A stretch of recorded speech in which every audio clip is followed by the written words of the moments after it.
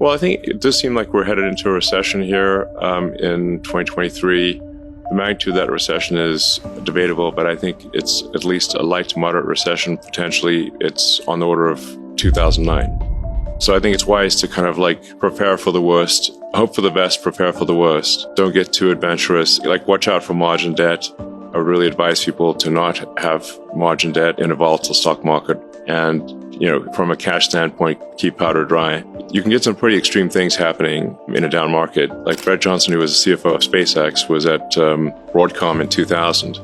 And he said that, and that's a good company making good products. And he said from peak to trough, I think in less than 12 months, Broadcom went down 97%. So like, even if you had a small margin loan there, you got crushed. It subsequently recovered, and I think, to much higher levels. But, if there's like mass panic in the stock market, then you got to really be careful about margin debt. But I mean, this is just, as we know, the economy is cyclic and somewhat overdue for a recession. And my best guess is that, we have sort of stormy times for a year to a year and a half, and then things start to, dawn breaks roughly in Q2 24, if I were to guess. That's like my best guess. Recessions don't, like booms don't last forever, but neither do recessions. And it's a 14-year boom, so a 6-quarter recession seems like that might actually balance out. The last time it was, 4 or 5 quarters? So it's not easy. Interest rates have been rising. That increased the cost to the consumer of getting loans, things like that. We've had a stock market correction, really a crash in a lot of growth stocks, software stocks. From where you sit and the data that you see, where do you think the economy is headed right now? Do you think we're in a recession, or is it just a risk? How do you assess our current economic situation? Well, predicting macroeconomics is always difficult, and one should assign probabilities to these things. But ironically, I did last year. People asked me what I think about the economy. I said, well, I think we might enter a recession in approximately spring of 2022. Yeah.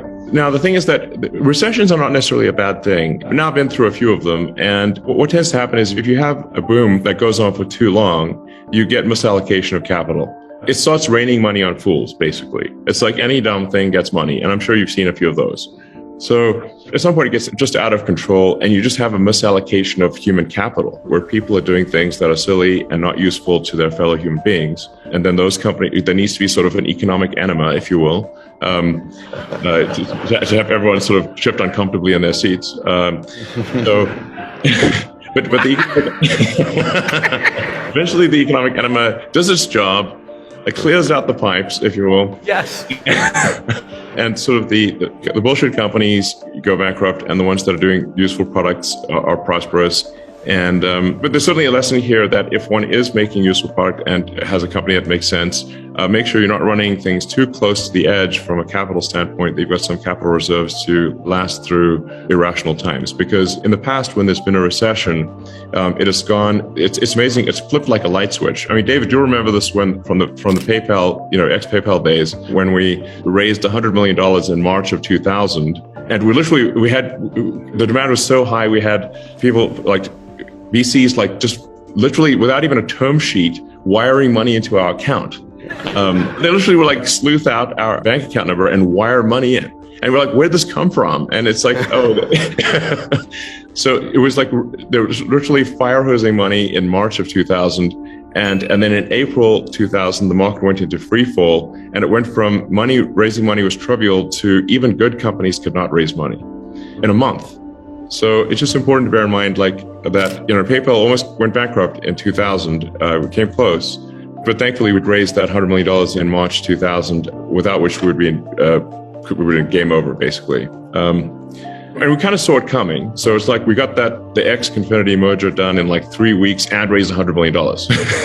Because we were like, we see this coming to an end pretty soon. And then a month later, it was like, a nightmare, basically.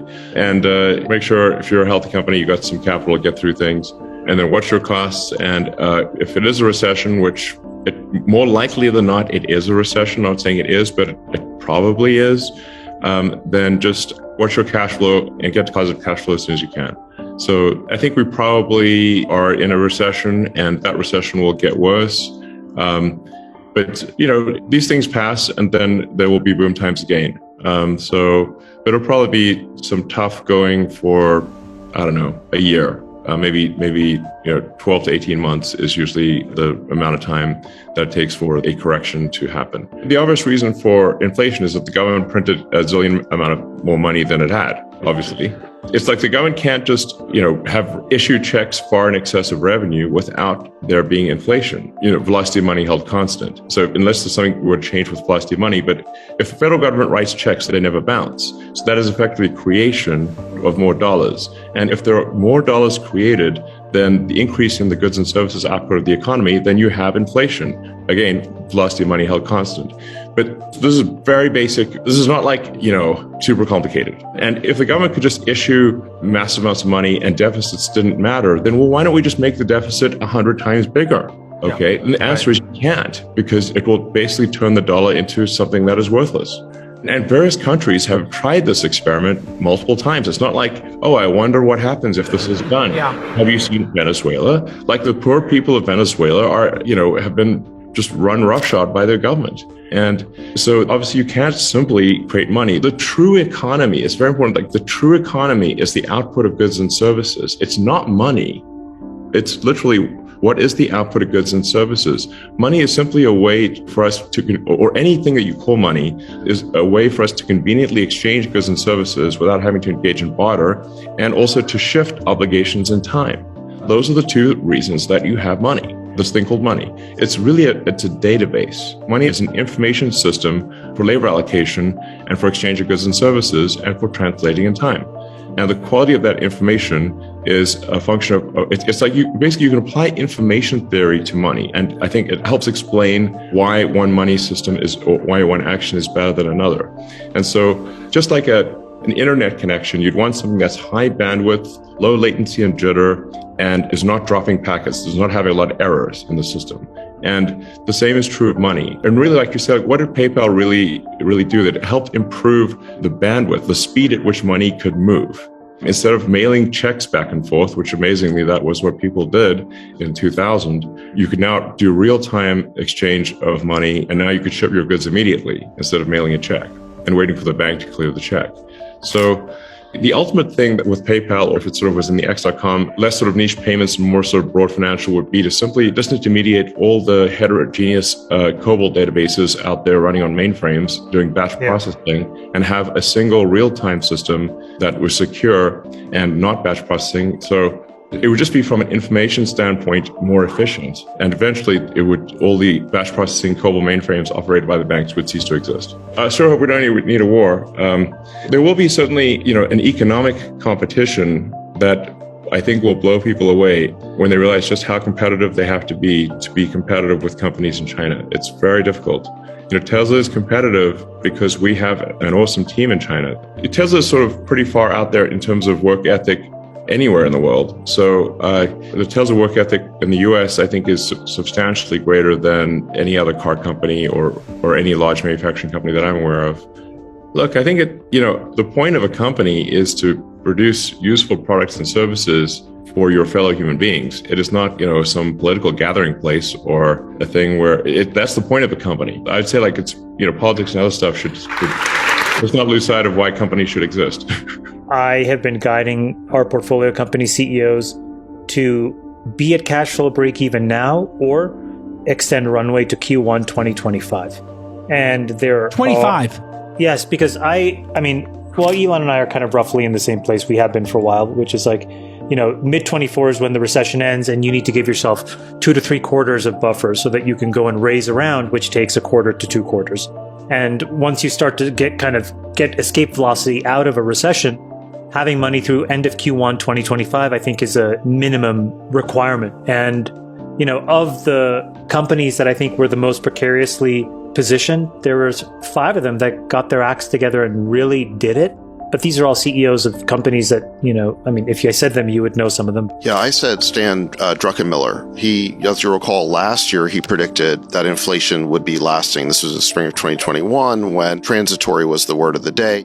This year, he predicted the bear market rally we had in July and August. And I remember back at the Kotu Summit in May, though around that time, he was interviewed and he basically was saying that as soon as there was a bear market rally over the summer, that he would then put a short position on. I don't know if he actually did that, but he said he was going to do that. And then it turns out that the summer rally that we had was a dead cat bounce. So he was right about that. And now he is predicting a hard landing in 2023 with a deeper recession than many expect. So sadly, I suspect he may be right yet again. Friedberg, best investor for you, 2022. Same. I had Druckenmiller. I indicated that he's been doing interviews pretty much every quarter for the last 2 years, and he's been pounding the table, telling everyone what's going to happen, and it all happened. And he even told people the trades in mid-2021. He said he was short long-dated treasuries, and he was long commodities. And if you had put those two trades on at that time and held them to today, you would have made a fortune. And so I think he's extraordinary in his ability to kind of see macro in a way that others don't, but also to take extremely brave action with his portfolio. He's renowned for how big the bets are that he makes and how quickly he can change his mind when he's wrong and make another big bet and still get himself out of the hole. He's incredible. So I definitely give it to Stanley Druckenmiller this year. On a dollar basis, the biggest business loser of this year was big tech. And I think that you saw three things happen, which I think are important for the future. The first was it was the most crowded trade, both by professional money managers as well as retail. And that fever finally broke in the second half of this year. And now going into these last few weeks, you're seeing a lot of panicked selling to cover losses and other things. So I think that number one, that happened. Number two, regulators basically said, we're going to go after these guys every single which way we can. Mm-hmm. And then number three, I think it started to change the innovation cycle where people now actually believe that they can't outspend because folks won't tolerate it. And the things that they're spending their money on seem kind of foolish. And so I think, big tech is probably not discussed enough, but it was a huge loser for this year. Friedberg, who is your biggest business loser for 2022? I mean, this one's just a simple FTX. I mean, that was such an incredible revelation of the scale of the scam and the fraud and the craziness that went on. And I think what was interesting about FTX is it had implications not just for crypto and not just for kind of offshore regulatory, not just for fraud, but also for the investors. We had a whole debate about whether the press and journalists failed to kind of appropriately investigate this guy rather than give him accolades because he said the right things, which he said he did over IM. And investors failed to do relevant amounts of due diligence or form a board and have proper governance over him because they wanted to be part of the hot new thing and everyone had capital to deploy. And I think what was interesting about the FTX failure is it wasn't just a failure due to fraud, but it revealed so many parts of kind of, systemic laziness and systemic kind of blind eye and systemic bias that allowed and enabled this to happen. It was really a revealing kind of failure. And that's why I kind of gave it the award. Mr. David Sachs, who is your biggest business loser of 2022? Well, you kind of mentioned this. I picked Bob Chapek, who's the former Disney CEO. He was Iger's handpicked successor 3 years ago. Then the pandemic hit, which shut down the theme parks. But then I think the big mistake was allowing himself to be mau-maued by woke employees into picking a fight with DeSantis over the so-called Don't Say Gay bill. That caused DeSantis to retaliate by threatening the special privileges that Disney enjoys in the state. And then he had Iger undermining him behind the scenes. This was revealed, I think it was in a Wall Street Journal story, that he was grousing to insiders that Chapek was not soliciting his advice and he was undermining confidence in him with the board. And recently Chapek was forced out and Iger was put back in charge. Fantastic choice for the biggest loser. The Fed trying to play catch up is the worst trend for me, oversteering into the crash. What do you got, Chamath, for the worst trend of 2022? The worst trend was the continued profligate spending by the federal government. We have record deficits, record debt, and this year we're ending the year by adding another $1.65 trillion of spending that nobody can seemingly account for. It is truly the Christmas tree of Christmas trees in terms of bills. So we have not gotten religion yet around being measured in how we spend money. Good one. Worst trend, Sachs. Last year, my worst trend was authoritarianism growing all over the world. And I think that's a pretty decent prediction. This year's worst trend is the government colluding with big tech to engage in censorship. This is how they're going to do the authoritarianism. We talked about it with Schellenberger and Elon, this whole series of revelations known as the Twitter files. We can see this collusion, this cozy relationship between the censors at Twitter and big tech and the bureaucrats at the FBI and DHS and Pentagon. This is a really disturbing dystopian relationship, as we talked about it earlier. And, I feel like we spend all this time talking about the authoritarianism in Russia and China. We seem to be obsessed with combating that and going to war with that. But we don't spend enough time talking about this growing authoritarianism at home. The media doesn't seem to want to report on the Twitter files at all. Let's focus on stopping authoritarianism here. Well said, Friedberg. What's your worst trend of My worst the year? trend for 2022 is what I would call interest rate mania. And I think that this is the mania that we've been caught up in on this show, that other people on our thread, people in the business community and the investing community, where everyone's obsession with did the Fed act soon enough or late enough, and that interest rates ultimately drive success or failure with building businesses and making good investments. All right, and the truth is, when interest rates go the wrong way, good investments can kind of strengthen their way, can make their way through those environments. Bad investments cannot. Good businesses can make their way through and bad investments cannot. And so I think our mania around the fact that interest rates and the Fed ultimately drove bad outcomes in businesses and investments is a flawed kind of assertion. And we all want to kind of get back to the drunken days where, you know, a low interest rate environment enables us all to be successful and wealthy.